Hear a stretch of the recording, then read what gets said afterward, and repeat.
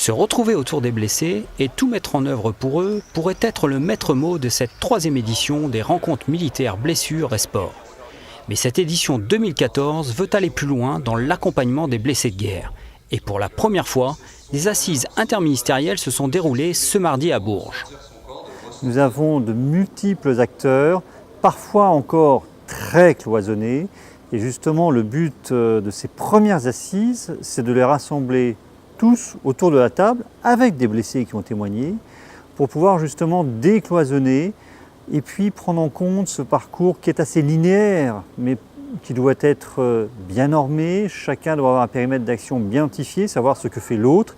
Et puis à partir de là, de nouvelles pistes se sont ouvertes. C'est plus de 50 acteurs, institutionnels, associatifs et entrepreneuriales, qui soutiennent aujourd'hui nos blessés.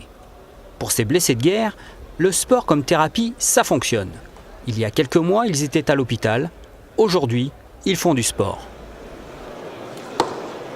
Le sport est un formidable élément de reconstruction, de réintégration des militaires blessés. C'est pourquoi nous avons souhaité renforcer cette dynamique qui s'est créée autour des rencontres militaires blessures et sport pour en faire un outil de progrès et d'insertion.